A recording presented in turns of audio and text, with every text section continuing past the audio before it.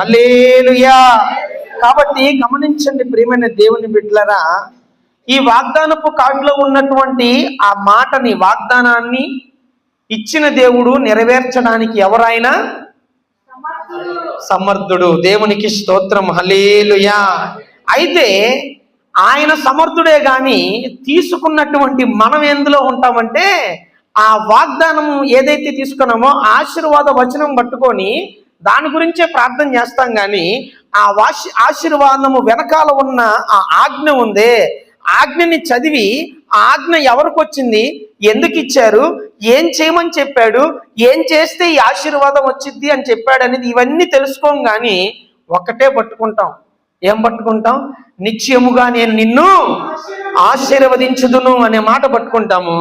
ఆ తీసుకున్నోడు తాగుబోతై ఉంటాడు, తిరుగుబోతై ఉంటాడు, వ్యభిచారై ఉంటాడు, దొంగై ఉంటాడు, అబద్ధాలు చెప్పేవాడు ఉంటాడు. అర్థమైందా? ఇట్లా ఉండేవాడికి కూడా ఆ మాట వచ్చిందనుకో, ఇంక ఏందంటాడు, దేవుడు నన్ను ఆశీర్వదిస్తాడు అని అనుకుంటాడు అనమాట. కానీ దాని వెనకాల ఉన్నది ఏమీ మర్చిపోడు, వెనకాల ఉన్నదాన్ని ఎప్పుడు గుర్తు చేసుకోడు. అంటే ఆ ముందున్న ఆజ్ఞను గురించి పట్టించుకోడు. ఇప్పుడు నేను అంటాను, నిజం మాట్లాడుకుందాం, మనందరమీ నిజం మాట్లాడుకుందాం. మీరు ఎవరితో అయినా ఒక ఒప్పందం చేసుకున్నారనుకో, ఒప్పందంలో ఏముంటుందండి? ఏముంటుంది చెప్పండి? ఇరుపక్షాలు ఒప్పందం చేసుకున్నప్పుడు ఒప్పందంలో కొన్ని ఆజ్ఞలు ఉంటాయి, కొన్ని నిబంధనలు ఉంటాయి. ఆ నిబంధనలో మీరు నిలబడితేనే అది చెల్లిద్ది. చెల్లకపోతే ఏమైపోద్ది? ఫెయిల్ అయిపోద్ది.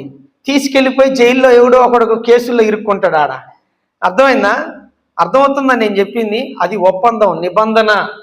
దేవుడు కూడా వాగ్దానం చేస్తున్నాడు అని అంటే ఒక నిబంధన చేస్తున్నాడు మనతో.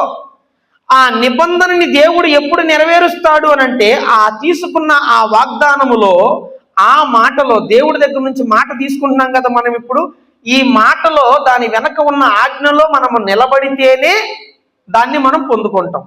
ఉదాహరణకి నేనేమంటానంటే ప్రియమైన దేవుని బిడ్డలారా, మనం చూస్తే రాజుల గ్రంథము, మొదటి రాజుల గ్రంథము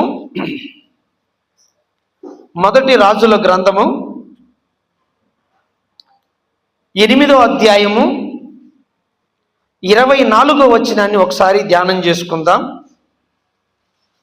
మొదటి రాజుల గ్రంథము 8వ అధ్యాయము 24వ వచనం. నీ దాసుడైన నా తండ్రియగు దావీదునకు నీవు చేసిన వాగ్దానము స్థిరపరచి